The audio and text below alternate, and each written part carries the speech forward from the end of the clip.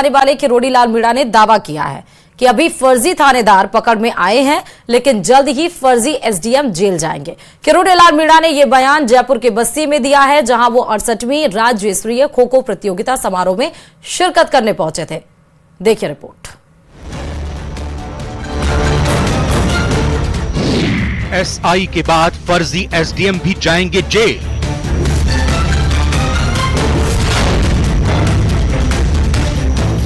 किरोड़ी लाल मीणा ने दिया खुला संदेश। जिसने भी फर्जी कार्रवाई पूर्व कांग्रेस की सरकार ने की है, उनके खिलाफ सख्त कानूनी कार्रवाई की जाएगी। आरपीएससी के फर्जीवाड़े पर फिर कसा तंज। फर्जी तो कोई हो, उसके खिलाफ कार्रवाई होनी चाहिए।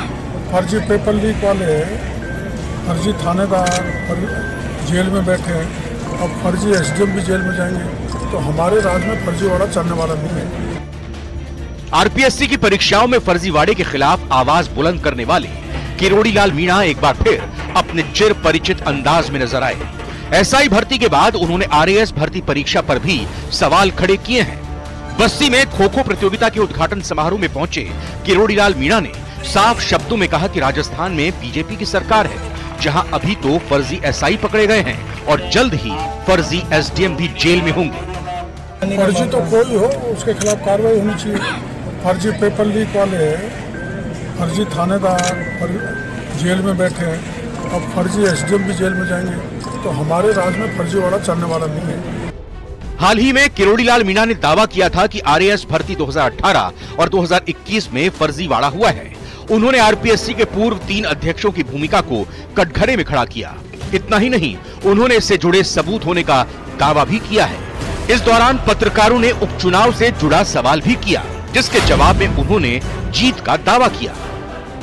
अब जनता जान चुकी है कि लोकसभा के चुनाव में जो आम जन को गुमराह किया गया प्रतिपक्ष विशेष कांग्रेस में कि मोदी आएगा तो आरक्षण खत्म कर देगा, संविधान को बदल देगा, ऐसी कोई बात है नहीं। न तो पहले थी, मोदी जी ने खुद आरक्षण 2019 में 2029 तक बढ़ाया था, लेकिन उसमें राजस्थान की जनता बहक हुई और अब वो राजस्थान की जनता को गुमराह नहीं कर सकते।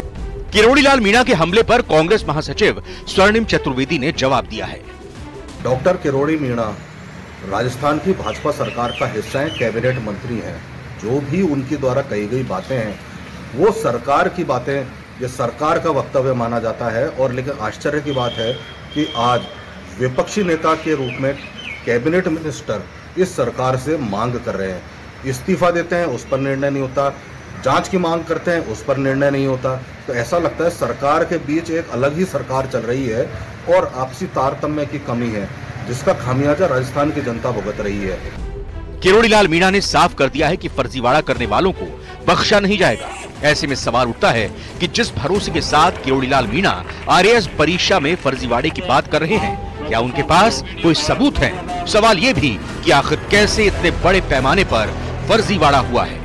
बस्ती से न्यूज़ 18 राजस्थान के लिए हीरालाल की रिपोर्ट।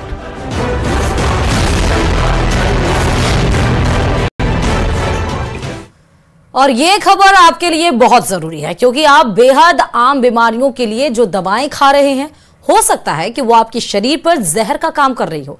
ये हमारे कयास नहीं, बल्कि उस रिपोर्ट के फैक्ट हैं, जिसमें आमतौर पर बुखार में खाई जाने वाली पैरासीटामोल जैसी दवाएं जांच में फेल साबित हुई हैं। ऐसी दवाओं की लिस्ट बहुत लंबी है, इसलिए इस रिपोर्ट को ध्यान से देखें।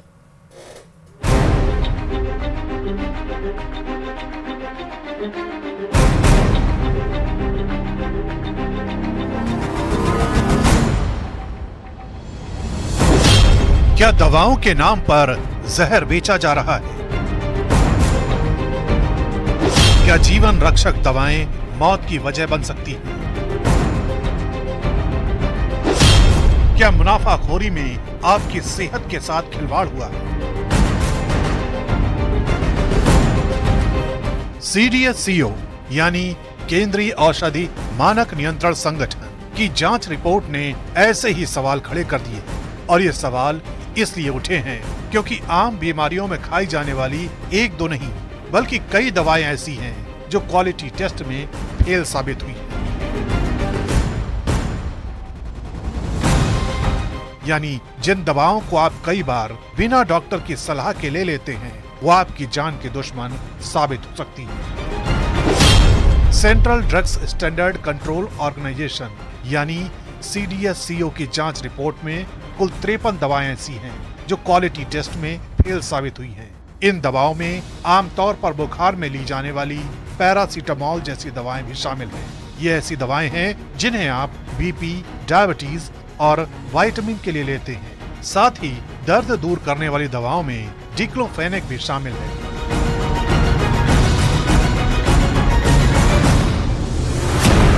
चौंकाने वाली बात यह है कि इन दवाओं को देश की नामी गिरामी फार्मास्यूटिकल्स कंपनियां बनाती हैं और अब इन सभी दवाओं को सेहत के लिए खतरनाक बताया गया है। जिन दवाओं को टेस्ट में परखा गया है उनमें paracetamol 500 mg, glimepiride, Telma H 40 mg, पैंटी, Clavam 625, Cepodem XP50 dry suspension और डेफकार्ड 6 जैसी दवाओं को मानक के मुताबिक नहीं पाया गया है।